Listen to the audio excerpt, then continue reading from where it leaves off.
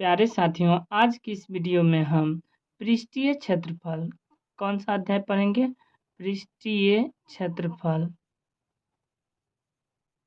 और आयतन। इससे संबंधित जो है क्वेश्चन नंबर 9 से लेकर क्वेश्चन नंबर 14 तक देखेंगे साथियों। ये जितने भी क्वेश्चन है साथियों, ब्रिलियंट क्वेश्चन बैंक सोल्यूशन आप लोगों के पास बुक होगा, उस बुक में लिखा होगा 13.2, उसमें है जो लिखा होगा लघुत्तरीय प्रश्न, उत्तरीय प्रश्न, ठीक ना। पेज नंबर यदि देखना चाहते हैं तो पेज नंबर 100 में दिया होगा। इस वीडियो में साथियों हम टोटल जो है 9 से 14 तक के क्वेश्चनों को हल करके बतलाएंगे। पार्ट 1 में साथियों बतला दें कि पार्ट 1 में साथियों 1 से लेकर क्वेश्चन नंबर 8 तक जो है आप लोगों को हल करके बतला दिए हैं। एक बार जाके चैनल के प्लेलिस्ट में ज़रूर देखिएगा 1 से लेकर 8 तक, और उससे अच्छे से कॉपी में नोट डाउन कर लीजिएगा ताकि एक प्रॉपर नोट्स बना रहेगा तो एग्ज़ाम टाइम में रिवीजन करने में आसानी होगा साथियों। तो साथियों बढ़ते हैं क्वेश्चन की ओर। उससे पहले आप लोग चैनल पर नए हैं तो सब्सक्राइब जरूर कीजिएगा, अपने दोस्तों के साथ शेयर कर दीजिएगा साथियों। तो आइए बढ़ते हैं क्वेश्चन नंबर 9 की ओर। क्वेश्चन नंबर 9 क्या है साथियों? बिल्कुल आसान सा सवाल है। क्या है क्वेश्चन कि मॉडल बनाने वाली मिट्टी से ऊंचाई 24 सेंटीमीटर और आधार की त्रिज्या 3 सेंटीमीटर वाला एक शंकु बनाया गया। क्या कर रहा है? एक शंकु बना रहा है इस टाइप से साथियों, जो है शंकु बनाया गया है जिसका जो है ऊंचाई दिया हुआ है। कितना दिया हुआ है ऊंचाई? यहाँ से यहाँ तक की दूरी साथियों, यानी h बराबर कितना दिया है? 24 सेंटीमीटर। तो 24 सेंटीमीटर लिख देंगे। और आधार की त्रिज्या यहाँ से यहाँ तक की, यानी कि r बराबर कितना दिया हुआ? 3 सेंटीमीटर। तो क्या कर रहा है कि एक शंकु बना रहा है। जब कभी भी शंकु बनाने की बात हो या तो मतलब उसका धारिता निकालना है, धारिता मतलब आयतन निकालना है। तो शंकु का आयतन क्या हो रहा है साथियों? 1/3 पाई आर स्क्वायर एच हो गया।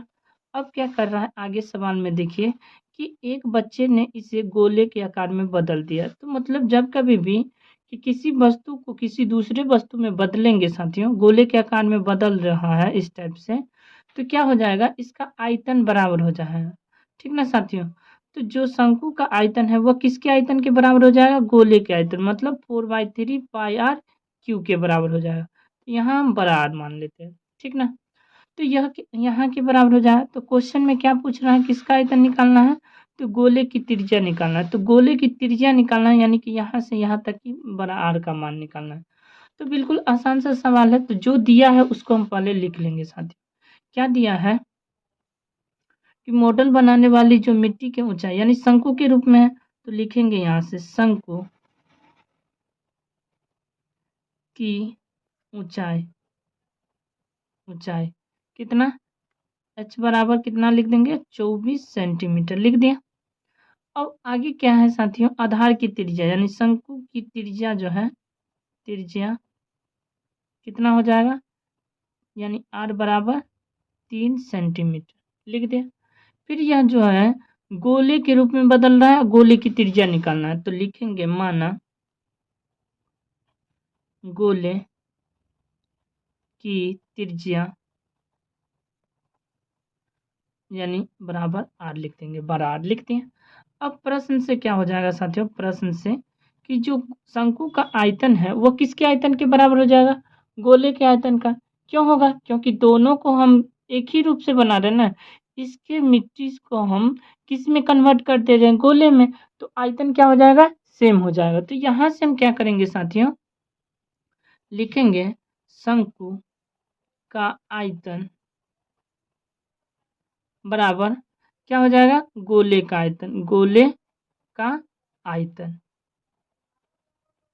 तो शंकु का आयतन क्या होता है अभी जस्ट बतलाएं साथियों। यह जितना भी है साथियों, यहाँ से जो देख रहे हैं यह सब रफ है साथियों, समझने के लिए, ठीक ना। यहाँ से यहाँ तक क्या है? समझने के लिए। यह फिगर जो है जरूर लिखिएगा, ठीक ना। तो यहाँ से जो क्या हो जाएगा? शंकु का आयतन 1/3 पाई आर स्क्वायर एच होता है, और गोले का आयतन होता है 4/3 पाई आर क्यू होता है। यहाँ तक कोई दिक्कत नहीं।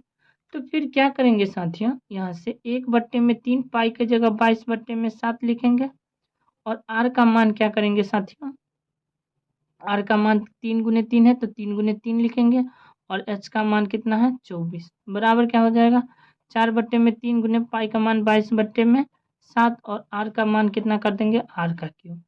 तो क्या देख रहे हैं साथियों कि 22/7 इधर भी है 22/7 इधर भी कट जाएगा, या यहाँ से भी काट सकते थे, पाई से पाई कट गया, ठीक ना। और यहाँ से देखिए 3 खान में यह 3 कट जाएगा एक बार में, अब तो नहीं कटने वाला है, नहीं कटने वाला है तो देख सकते हैं साथियों यहाँ से 24 गुने 30 तो 24 48 24 72 बराबर कितना हो जाएगा 4r³ हुआ कि नहीं। तो यहाँ तक तो कोई दिक्कत नहीं है, तो क्या हो जाएगा यहाँ से साथियों बिल्कुल ध्यान से देखिएगा, क्या हो जाएगा यहाँ से क्रॉस गुना कर देंगे, क्रॉस गुना करेंगे तो कितना हो जाएगा 72 गुने 3 बराबर 4r³, यानी हम लिख देंगे 4r³ बराबर 72 गुने 3, तो r³ बराबर कितना हो जाएगा 72 गुने 3 बट्टा में 4, 4 से 72 को काटेंगे कितना नंबर में कटेगा 4 एकन 4, फिर 18 चौक 72 होता है 18 आ गया, यहाँ से r³ बराबर कितना आ गया 18 गुने 3, 18 तिया 54, यहाँ तक कोई दिक्कत नहीं। तो यहाँ से r बराबर क्या हो जाएगा साथियों रूट अंडर यहाँ 54 लिख देंगे और यहाँ जो है साथियों यहाँ जो है 3 लिखना होगा, क्योंकि स्क्वायर नहीं ना कर वर्गमूल नहीं ना कर रहा है, घनमूल कर रहे हैं, तो 3 लिखना होगा। अब जो है साथियों क्या करेंगे रफ करेंगे, क्या करेंगे 54 में लघुत्तम लेंगे 2 से तो 27 दूना 54, फिर 3 से 9 तिया 27, फिर जो है 3 से लगाएंगे 3 तिया 9, फिर 3 से एक बार में, तो जिसका जो है 3 को मिल रहा है उसको हम बाहर निकाल लेंगे। यहाँ से देख रहे हैं साथियों 3 को मिल रहा है तो 3 को में से एगो बाहर निकाल लें, जिसका नहीं मिल रहा है उसको इसी रूप से लिखेंगे 2, और लेकिन यहाँ क्या कर देंगे साथियों घनमूल कर रहे हैं तो यहाँ क्या हो जाएगा यहाँ से 3 लिख देंगे।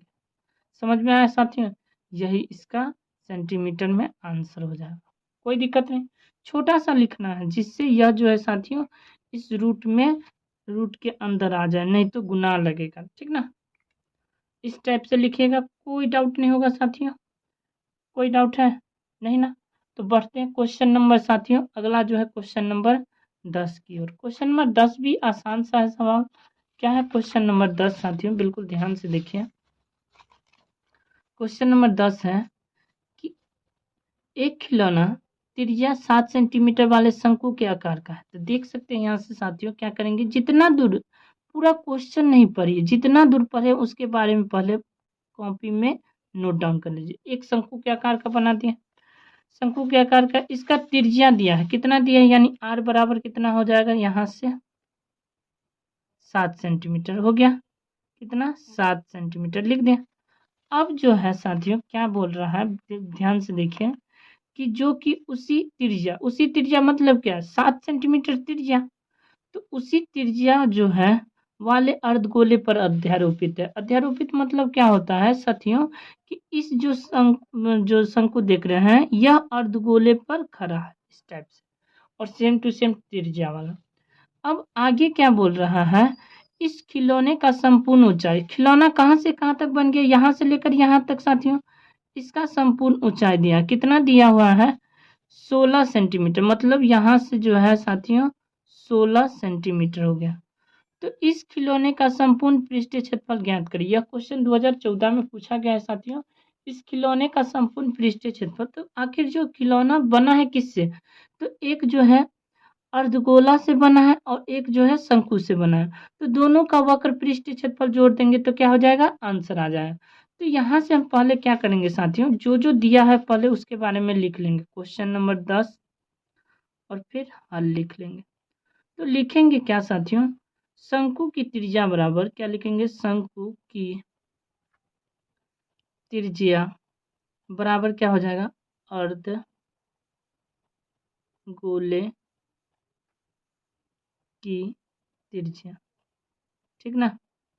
कितना लिख देंगे r बराबर 7 सेंटीमीटर लिख दिया। अब जो है साथियों खिलौने की संपूर्ण ऊंचाई कि शंकु की ऊंचाई है, खिलौने की है ना साथियों। तो यहाँ से क्या करेंगे, खिलौने की संपूर्ण ऊंचाई, खिलौने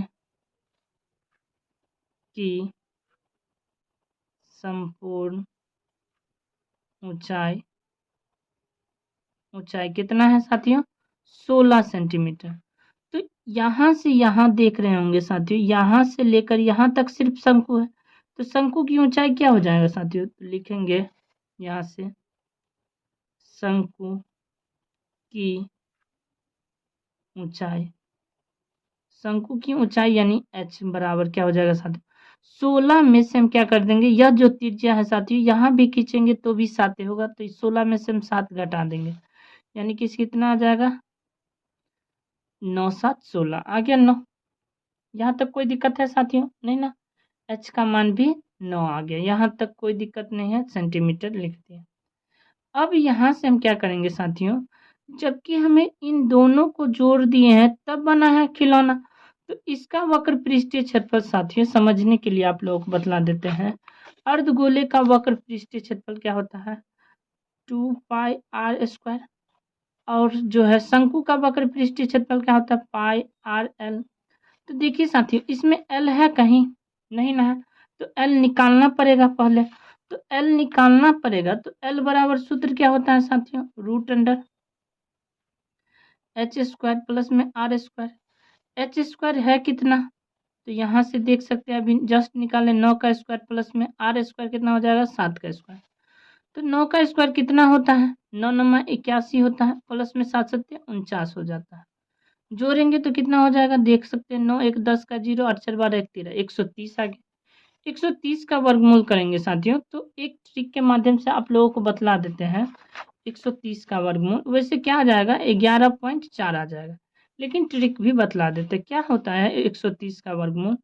130 जो है किसके स्क्वायर के नजदीक है साथियों, जैसे हम 10 का स्क्वायर लिखे 100 हुआ, 11 का स्क्वायर लिखे 121 हुआ, 12 का स्क्वायर लिखे तो 144 हुआ, किसके नजदीक है 130, 144 या 121 के, तो 121 के नजदीक है, तो 11 प्लस में लिख देंगे, ठीक ना।